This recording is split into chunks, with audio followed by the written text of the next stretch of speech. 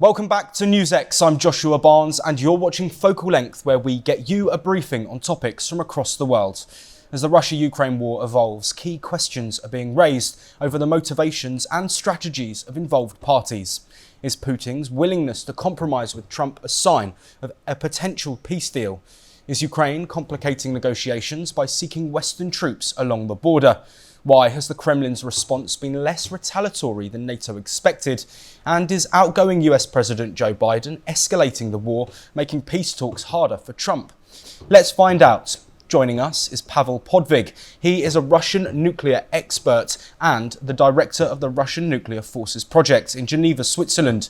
He specialises in Russian nuclear forces, arms control and non-proliferation issues. Podvig has contributed extensively to discussions on nuclear strategy, missile defence and US-Russian arms control processes.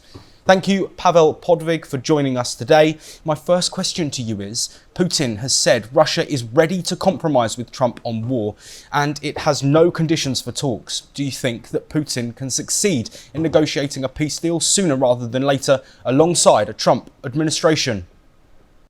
Well, I wouldn't say that there are no preconditions because I think that the formula that the Russian president repeated was that any talks should be based on the those agreements, understandings that were reached in Istanbul in 22, and also that they're what the Russian officials call facts on the ground should be taken into account, which means that Russia would probably want to keep the territories. Yes, but basically that is a fairly serious precondition. But that's something that Russia has signaled for some time now that if these conditions are met, then it is ready to talk. But the question is whether they could be met. Zelensky, on the other hand, is asking for Western troops to be deployed along the border. Is Ukraine making a peace deal more difficult as a result? Well, the idea of deploying Western troops along the border is not exactly, I think, the idea of Ukrainian government. Rather, it's something that's been discussed and taken with some considerable skepticism by many people, many experts in the West and NATO. On the other hand, I think it is a reasonable question of what will happen if there is a ceasefire or armistice, and to make sure that it holds, some kind of arrangement would be necessary.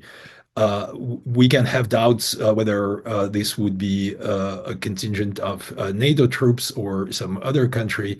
But in general, I think it is reasonable to start thinking about how to make sure that the arrangement that will end the active war, how that will be sustained.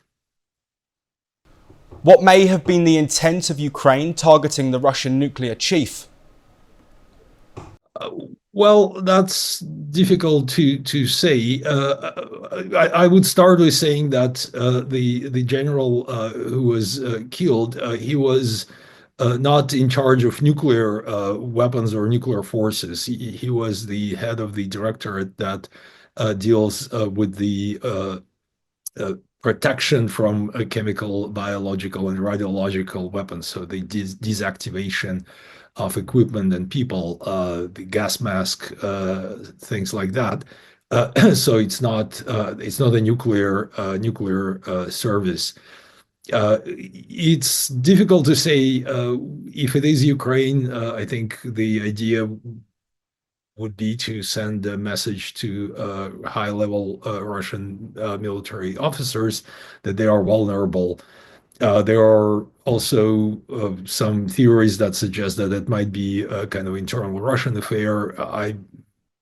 I'm probably skeptical of these theories, but we don't know at this point, and I think that is that is an act of war and or an act of terror, depending on how do you interpret it. Why do you think the Kremlin response has not been as retaliatory as NATO was expecting? Well, I think both sides, and I mean Russia and the United States and NATO, they both sides are cautious about doing things that could lead to direct conflict, or because direct conflict could lead to escalation. And I think there is an understanding on both sides that escalation would be difficult, if possible at all, to control. So we can see that there is a certain amount of caution on both sides. At the same time, we do see some escalation dynamics because there is this action and reaction cycle, and each party wants to make sure that it has the last word. With the response from the Russian side to the attacks by those long-range missiles to the Russian territory, yes, I interpret it as a signal of readiness to escalate further if necessary, but at the same time, it was a measured step that did not escalate on its own because the target was in Ukraine, but at the same time, it did demonstrate a certain capability that could potentially be used against one of the NATO states or one of the NATO targets.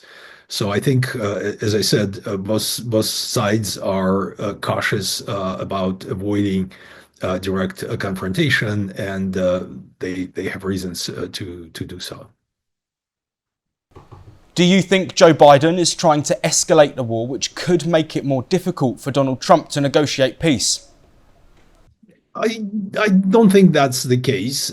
It's just the war, the politics of war has its own dynamics, and we know, for example, that this idea of letting Ukraine to use long-range missiles to targets against targets inside Russia, it's been discussed for some time.